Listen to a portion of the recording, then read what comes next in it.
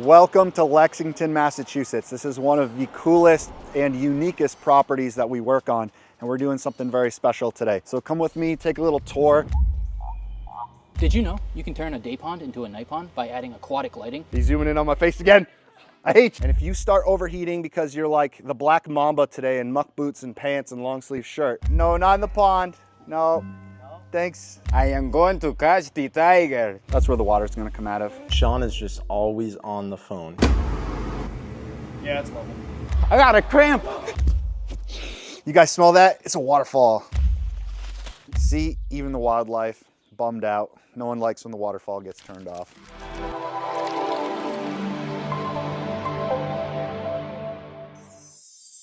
This place is landscaped to the gills. There are all sorts of specimen plants everywhere, all different ferns. I love ferns, guys, so I talk about them a lot. But there are statement pieces all over this property, and they love water features. They've got them everywhere. So they've got cute little front yard feature like this with a spitting frog, lots of statuary, tons and tons of plants. This is a property that's on a lot of garden tours, and they are very into the outside of their home. We come through this gorgeous gateway here. We're greeted by yet another water feature for the birds. Lots more beautiful landscaping and hardscaping. This bluestone pathway leads us over to a wonderful deck area, and it is lush back here. It is a gorgeous jungle, if you will. And then we come over to this amazing koi pond, which we are dismantling because they had a leaking liner. So this has a very formal, contemporary feel to it.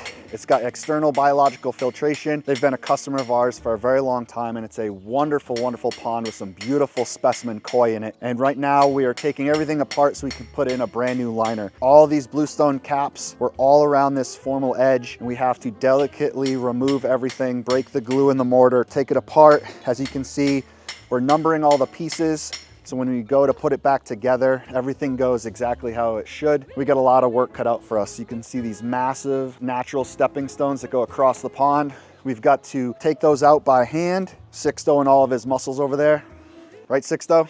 So we've got to manually remove these. We can't get equipment back here, and we have to not only take them out, we have to delicately put them back in once the new liner is in place. But you can see Jason is leading all the hardscaping for this project. He's making sure everything comes apart really nice, and then it'll go back together even better. The guys got here a little bit before me. They took the water out. They got the koi in our holding tanks out back in a shaded area with some aeration. So they're having a little spa retreat while we do the work. They quickly got everything apart, taking the liner out of this side. You can see the sandy bottom. We have to remove this section once we get these stepping stones removed.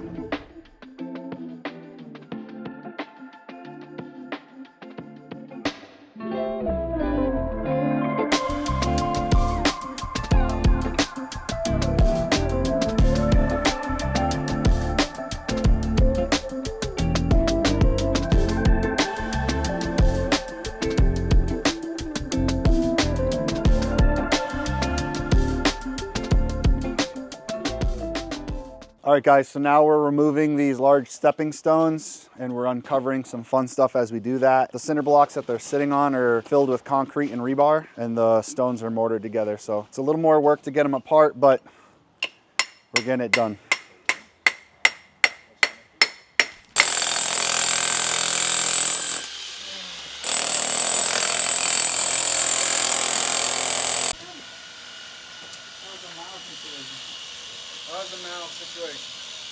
So we got the big rocks out, working on the pedestals now. Liner's ripped out, having to jackhammer these pedestals. We're gonna have to rebuild them from scratch, but we got the big, massive, heavy flat boulders out. So we're gonna finish this up today. So we have kind of a clean slate for the morning. We'll come in, we'll smooth out the sand, pick up any little sharp chunks. We'll get our protective rock pad in there and then get our liner in and rebuild these pedestals.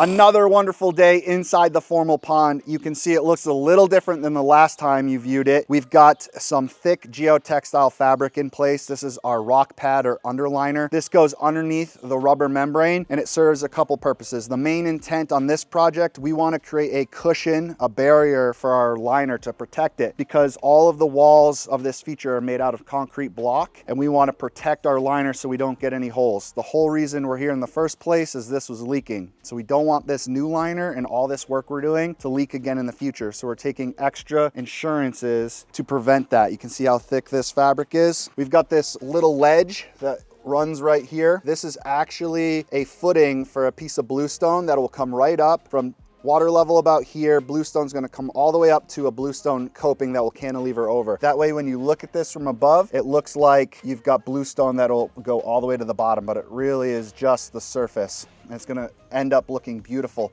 But this little protective barrier is gonna keep that piece of bluestone from rubbing through our liner and creating holes because of the concrete lip that it sits on. So that's what we're working on. We also have a plumbing line right here. This is a bulkhead fitting that's actually concreted into the wall. So that's how our plumbing works. We're gonna get our liner in here, cut another hole, and then we make a watertight connection with these pieces of the bulkhead fitting, and our plumbing's gonna come through here. This is the suction line. So we're gonna pipe this down and have our intake pipe somewhere down in this area, nice and camouflaged, and it's gonna draw all the water from the pond outside to external biological filtration that's back there hidden, and then recirculates through this waterfall right here. So that's how this entire feature works. Keeps itself nice and clean and clear and healthy.